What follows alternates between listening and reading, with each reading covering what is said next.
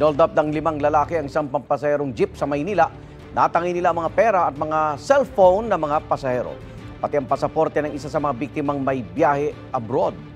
May unang balita si Jomer Apresto.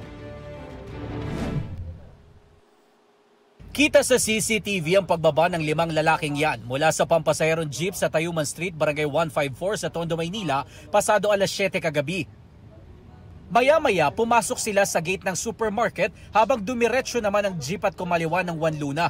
Ayon sa Barangay 55, hindi gaanong maaninag sa CCTV nila, pero ang mga lalaking bumaba mula sa jeep, mga hold-upper pala.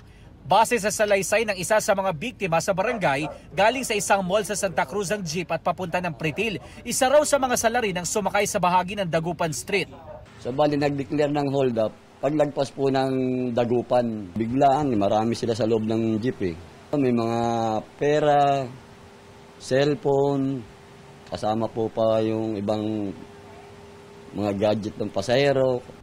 Bukod sa mga cellphone, nakuha rin ng mga hold-upper ang passport ng isa sa mga biktima na gagamitin niya pa sana ngayong umaga. Papuntang Indonesia, yung isa sa mga na-hold up.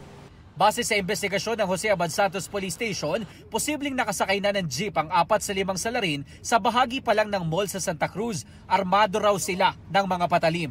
Hindi pa malinaw sa ngayon kung gaano karami ang nabiktima dahil isa pa lang ang lumapit sa kanilang tanggapan. Ayon sa Manila Police District, nakikipag-ugnayan na sila sa management ng supermarket upang makakuha ng kopya ng CCTV. Yan ay para makita ang malinaw na mukha ng mga sospek at makita rin ang direksyon na kanilang pinuntahan. At yan ang unang balita. Ako po si Jomer Apresto para sa GMA Integrated News.